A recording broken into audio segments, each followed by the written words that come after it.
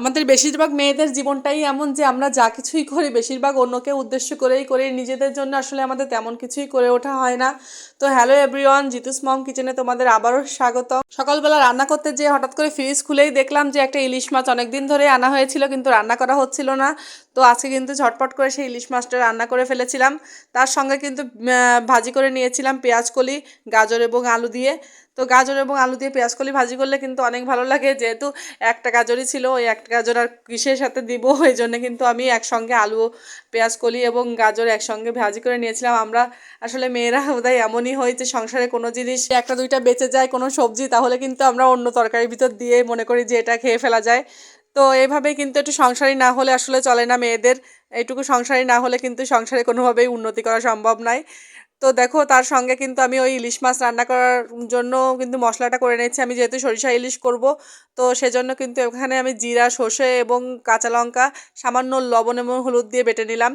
তো এখানে দেখো আমি কিন্তু সব মশলাগুলো একসাথে অ্যাড করে দিয়েছি মাছের সঙ্গে, সেটা কিন্তু আসলে অফ ক্যামেরায় করে ফেলেছি, ক্যামেরাটা অন করতে মনে ছিল না। তো মাছের সঙ্গে কিন্তু আমি যে মশলাটা বাটলাম, এই মশলাটার সঙ্গে তোমার লবণ এবং হলুদটা দিয়ে দিয়েছি। লবণ এবং হলুদটা কিন্তু পরিমাণ মতো এখানে একটু বুঝে দিবে, যেহেতু আমরা বাটার সময় একটু লবণ হলুদ ইউজ করেছি। তো তারপরে কিন্তু আমি সরিষার তেল এবং সয়াবিন তেল, দুইটা তেলে কিন্তু অল্প অল্প পরিমাণ দিয়ে দিয়েছি। দিয়ে ভালো করে মেখে নিতে হবে। মেখে কিন্তু আমরা অল্প পরিমাণ জল অ্যাড করে দিব। আমি কিন্তু সরিষা ইলিশ সবসময় এভাবেই রান্না করি। অনেকে আছে যে মাছটাকে ভেজে নেয়, আবার অনেকে আছে যে কালো জিরে ফোড়ন দেয়। তো আমার মনে হয় যে এভাবে মাখিয়ে রান্না করলেই বেশি ভালো লাগে সরিষা ইলিশ। তো এইভাবেই আমি সবসময় রান্না করি।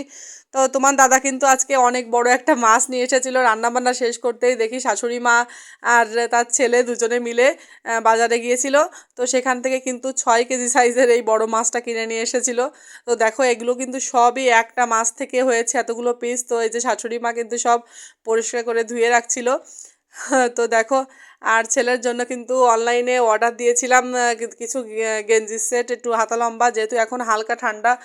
এই ওয়েদারে কিন্তু আসলে বাচ্চাদের ভারী কিছু পরানো যায় না, আবার হাফ হাতা কোনো গেঞ্জি পরানো যায়। তো এই গেঞ্জি সেটগুলো দেখে কিন্তু আমার খুবই ভালো লেগেছিল, প্লাস এগুলো খুব বেশ রিজনেবলও ছিল, এই জন্য কিন্তু অর্ডার করে দিয়েছিলাম। এই পেজ থেকে কিন্তু আমি আগের বছরও কিছু ওর জন্য গেঞ্জি সেট নিয়েছিলাম। গেঞ্জিগুলোর কোয়ালিটি কিন্তু অনেক ভালো ছিল, আর দেখতেই পাচ্ছ। তো দেখতে কালারগুলোও অনেক সুন্দর ছিল। এটা কিন্তু অ্যালফাবেটের মধ্যে ছিল বিভিন্ন রকম। তো কালারগুলো অনেক সুন্দর ছিল, যেরকমটা দেখে আমি অর্ডার দিয়েছিলাম সেরকমই ছিল। এটা কিন্তু আমি আজওয়াত ফ্যাশন থেকে নিয়েছিলাম। ওনাদের পেজ থেকে যেহেতু আমি আগে একবারও পারচেস করছি, তো আমার একটা নলেজ ছিল যে না, এখান থেকে খারাপ কোনো প্রোডাক্ট আসবে না। তো সেরকমই কিন্তু এবারও কিন্তু খারাপ প্রোডাক্ট আসেনি। যেগুলো দেখে যেরকম কালার যায় দেখেই আমি অর্ডার দিয়েছিলাম, সেগুলাই ওরা দিয়েছে। তো তোমরা চাইলে কিন্তু তোমাদের ছোট বাচ্চা থাকলে কিন্তু আজ ফ্যাশন থেকে তোমরা এটা পারচেস করে নিতে পারো। আজকের ভিডিওটা এই পর্যন্তই ছিল, সবাই ভালো থেকো।